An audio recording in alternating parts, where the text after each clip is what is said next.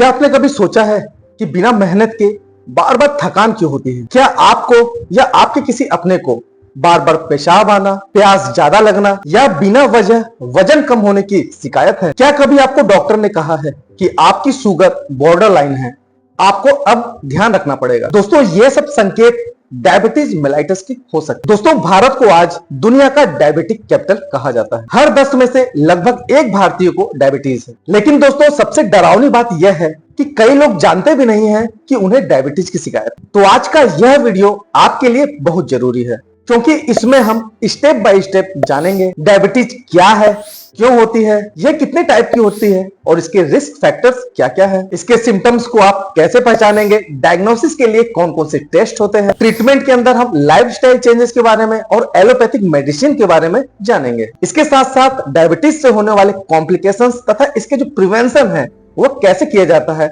इन सभी के बारे में आज के इस वीडियो में हम लोग जानने वाले हैं। तो इस वीडियो को आप लास्ट तक जरूर देखें और बीच बीच में मैं कुछ ऐसे सवाल आपसे पूछूंगा जिससे आप खुद जान पाएंगे कि क्या आपको डायबिटीज का रिस्क है। तो चलिए शुरू करते हैं। हेलो नमस्कार, मैं आशीष आपका स्वागत करता हूं आपके अपने YouTube चैनल हेल्थ इफ्लक्स में।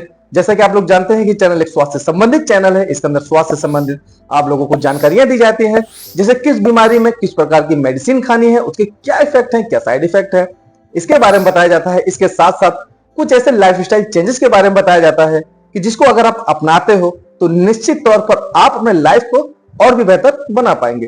तो देर न करते हुए जो भी स्वास्थ्य से संबंधित वीडियो देखना पसंद करते हैं, मेरा उनसे रिक्वेस्ट है कि मेरे चैनल को आप जरूर सब्सक्राइब करें, साथ में बेल आइकन दबाकर ऑल पर क्लिक करना ना भूलें, जिससे मेरी आने वाली जो नई वीडियो है उनकी नोटिफिकेशन सबसे पहले आप लोग तक आसानी से पहुंच जाए। अगर दोस्तों आपका झुकाव आयुर्वेद की तरफ है और आप चाहते हैं कि आपको एक ऐसा चैनल मिले जिसके अंदर आप आयुर्वेदिक दवाइयों के बारे में जान सके, इसके साथ साथ अगर आपको कोई बीमारी है उसका इलाज आप आयुर्वेदिक तरीके से करना चाहते हैं, तो मेरा एक नया चैनल हेल्थ इफ्लक्स आयुर्वेदा है।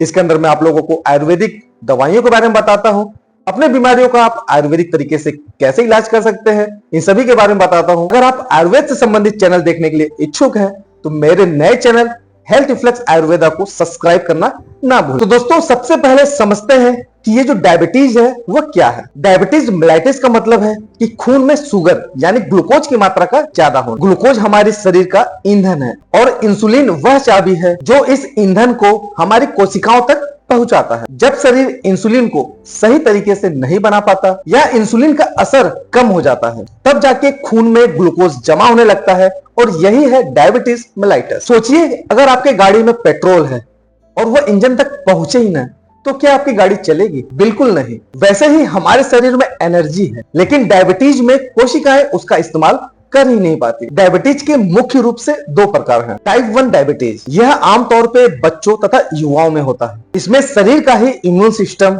इंसुलिन बनाने वाली सेल्स को ही नष्ट कर देता है, इससे इंसुलिन बन ही नहीं पाते और मरीज को लाइफ लॉन्ग इंसुलिन लेना पड़ता है। क्या आपने कभी सुना है कि किसी छोटे बच्चे को अचानक इंसुलिन लेने की आवश्यकता पड़ गई? यही है टाइप 1 डायबिटीज। टाइप 2 डायबिटीज, यह सबसे कॉमन डायबिटीज है। लगभग 90 से 95% लोगों में यह पाई जाती है। इसमें शरीर इंसुलिन तो बनाता है, लेकिन शरीर उसका सही तरीके से इस्तेमाल नहीं कर पाता, यानी कि इंसुलिन रेजिस्टेंस हो जाता है। ये ज्यादातर 35 से 40 साल की उम्र वालों में होता है, लेकिन आजकल देखा गया है कि ये यंगर एज के लोगों को भी हो रहा है। क्या आप देर तक बैठे रहते हैं, लगातार जंक फूड खाते हैं, आपका पेट बाहर की तरफ निकल रहा है, तो आपको टाइप 2 डायबिटीज का रिस्क है। गेस्टेशनल डायबिटीज, ये अक्सर प्रेगनेंसी में होने वाली डायबिटीज है। सेकेंडरी डायबिटीज, किसी दूसरी बीमारी या किसी दूसरी दवा की वजह से होने वाली जो डायबिटीज है उसे सेकेंडरी डायबिटीज कहते हैं। आइए दोस्तों, अब जान लेते हैं इसके कारण और रिस्क फैक्टर्स के बारे में। अगर आपके पेरेंट में पहले से ही डायबिटीज की शिकायत है तो आपको होने का ये जो रिस्क है वो काफी बढ़ जाता है, क्योंकि ये जो डायबिटीज है जेनेटिक भी होती है। अगर आपको ओबेसिटी है, आपके पेट के आसपास काफी ज्यादा फैट है, तो आपको रिस्क है डायबिटीज का। अगर आप एक्सरसाइज कम करते हैं, सेडेंटरी लाइफस्टाइल का ज्यादा यूज करते हैं,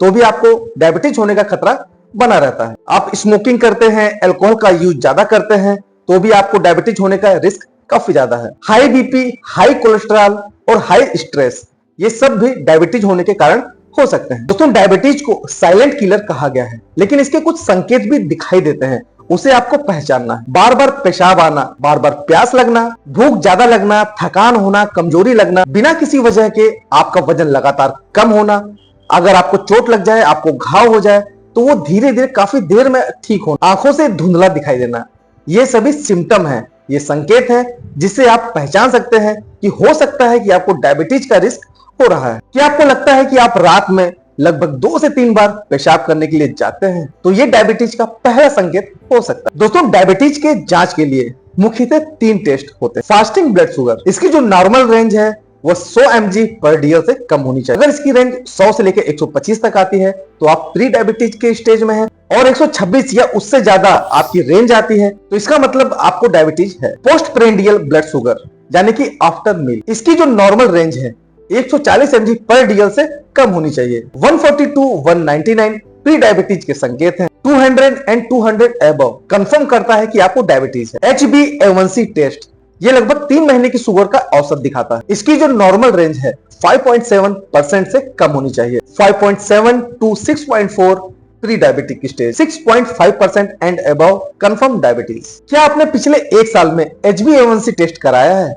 नहीं तो अब करवाइए। आइए दोस्तों, बात कर लेते हैं कि डायबिटीज का ट्रीटमेंट कैसे किया जाता है। तो सबसे पहले बात कर लेते हैं लाइफस्टाइल चेंज के बारे में। आपको रोजाना 30 मिनट ब्रिस्क वॉक करनी चाहिए। आपको बैलेंस डाइट यूज करनी चाहिए। कम तेल, कम चीनी, फ्रूट और सब्जियों का इस्तेमाल ज्यादा करना चाहिए। स्मोकिंग तथा अल्कोहल से दूरी बनाना। अगर आपको बहुत ज्यादा स्ट्रेस है तो स्ट्रेस का मैनेजमेंट करिए, योगा तथा मेडिटेशन करिए। और एक बात का आपको खास ध्यान देना चाहिए, आपको अपनी नींद पूरी करनी है। अब बात कर लेते हैं कि कौन कौन से ऐसे मेडिसिन हैं जिसका इस्तेमाल डायबिटीज को कम करने में किया जाता है। ओरल हाइपोग्लाइसेमिक एजेंट के ग्रुप में कई सारी मेडिसिन आती हैं। मेटफॉर्मिन, ये सबसे पहली दवा और सबसे जरूरी दवा है। सल्फोनाइल यूरिया, जिसमें ग्लाइकोलाइजाइड तथा ग्लिमिप्राइड आती है, ये पेनक्रियास से इंसुलिन को रिलीज करवाने में मदद करते हैं। DPP-4 इनहिबिटर, इसके अंदर सीटाग्लिप्टिन, विल्डाग्लिप्टिन दवाएं आती हैं। SGLT2 इनहिबिटर्स, इसके अंदर डेपाग्लिफ्लोजिन, एम्पाग्लिफ्लोजिन आती है, ये आपके शुगर को पेशाब के रास्ते शरीर से बाहर निकलवाती है। थियाजोलिडीन डायोन्स, इसके अंदर आती है दवा पायोग्लिटाजोल, यह इंसुलिन सेंसिटिविटी को बढ़ाती है। अब बात कर लेते हैं इंसुलिन थेरेपी की। टाइप 1 डायबिटीज में इंसुलिन आपको बाहर से लेनी पड़ती है, ये लाइफ सेविंग होती है। टाइप 2 में इंसुलिन का इस्तेमाल तब किया जाता है जब टैबलेट और जो ओरल मेडिसिन है वो फेल हो जाती है। क्या आपने कभी सोचा है कि मेटफॉर्मिन को डायबिटीज की फर्स्ट चॉइस मेडिसिन क्यों कहा जाता है? क्योंकि यह इंसुलिन रेजिस्टेंस को कम करता है और यह वेट भी नहीं बढ़ाता। दोस्तों, अगर डायबिटीज को कंट्रोल नहीं किया जाए तो कई सारी कॉम्प्लिकेशन आपके शरीर में आ सकती है। आपको हार्ट अटैक तथा स्ट्रोक का खतरा बढ़ सकता है, किडनी फेलियर हो सकती है, डायलिसिस की स्टेज तक पहुंच सकते हैं, रेटिनोपैथी हो सकती है, आंखों की रोशनी कम होना, न्यूरोपैथी, नर्व्स का डैमेज होना जिसकी वजह से सुन्नपन तथा जलन हो सकती है, फूड अल्सर हो सकता है, गैंग्रीन का खतरा बढ़ सकता है। इसीलिए दोस्तों, हेल्दी लाइफस्टाइल ही इसका असली इलाज है। साल में कम से कम शुगर का 2 बार टेस्ट करवाएं। डॉक्टर ने जो दवा प्रिस्क्राइब की है उसका सही डोज तथा उसका रेगुलर इस्तेमाल करें। सेल्फ मेडिकेशन ना करें और डायबिटीज के प्रति अवेयरनेस को फैलाएं। दोस्तों, आज हमने जाना डायबिटीज के बारे में, ये डायबिटीज क्यों होती है, इसके क्या कारण है, इसके लक्षण और जांच के बारे में, इसके ट्रीटमेंट के ऑप्शंस क्या क्या हैं और इसको कैसे कंट्रोल करके इसके जो कॉम्प्लिकेशंस हैं उससे कैसे बचा जा सकता है। क्या आपको लगता है कि अब आपको भी लाइफस्टाइल में चेंजेस करने की आवश्यकता है? अगर हाँ तो अभी से शुरुआत करें। अगर ये वीडियो आप लोगों को अच्छा लगा हो तो इस वीडियो को आप ज्यादा से ज्यादा लाइक करें, अपने जानने वालों, अपने दोस्तों को भी इस वीडियो को जरूर शेयर करें। इसी प्रकार की स्वास्थ्य संबंधित वीडियो देखने के लिए मेरे चैनल हेल्थ इन्फ्लक्स को सब्सक्राइब करना ना भूलें। तो दोस्तों, मिलते हैं किसी और अन्य टॉपिक पर, किसी और अन्य वीडियो में। तब तक के लिए रहो हेल्दी, जियो हेल्दी। जय हिंद।